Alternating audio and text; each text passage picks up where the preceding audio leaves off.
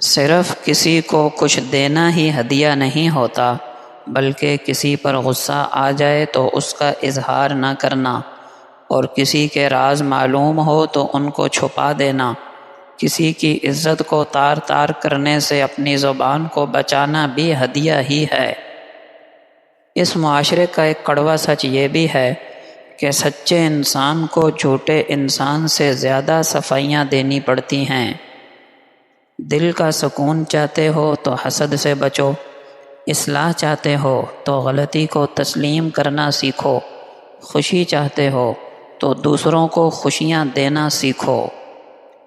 ایک عربی کہاوت ہے کہ عورت اگر پہاڑ توڑ کر دوسری جگہ منتقل کر دے اور اسے صرف اتنا کہہ دیا جائے کہ تمہارے ہاتھ سلامت رہیں تو اس کی تھکاوٹ ختم ہو جاتی ہے۔ جس آدمی کے بیکار دوست ہوتے ہیں وہ دنیا میں کبھی ترقی نہیں کر سکتا، ہمیشہ پیچھے رہ جاتا ہے اور دوسرے لوگوں کو ترقی کرتے دیکھتا رہتا ہے لیکن خود آگے نہیں بڑھ سکتا۔ ہمیشہ نیک اور اچھی صحبت اختیار کریں۔ مکان تو ہاتھوں سے بن جاتے ہیں لیکن گھر ہمیشہ دلوں سے بنتے ہیں۔ اینٹیں جڑتی ہیں تو مکان بن جاتے ہیں، مگر جب دل جڑتے ہیں تو مکان آباد ہو جاتے ہیں۔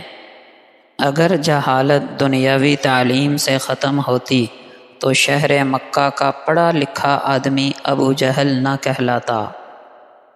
ایک مسجد کی دیوار پہ لکھا خوبصورت جملہ کہ اگر تم گناہوں سے تھک گئے ہو تو اندر آ جاؤ، خدا کی رحمت تمہارے انتظار میں ابھی نہیں تھکی۔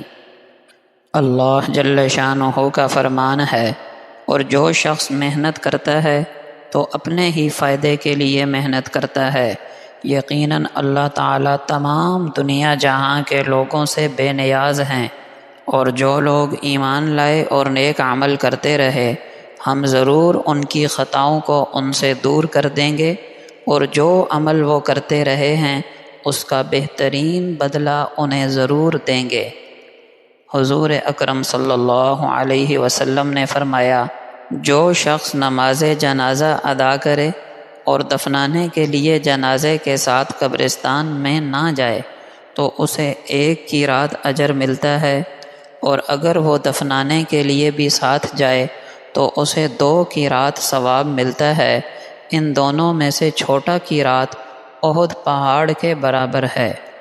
آپ صلی اللہ علیہ وسلم نے فرمایا، 7 اعمال ایسے ہیں جن کا اجر بندے کے لیے جاری رہتا ہے حالانکہ بندہ موت کے بعد قبر میں پہنچ چکا ہوتا ہے۔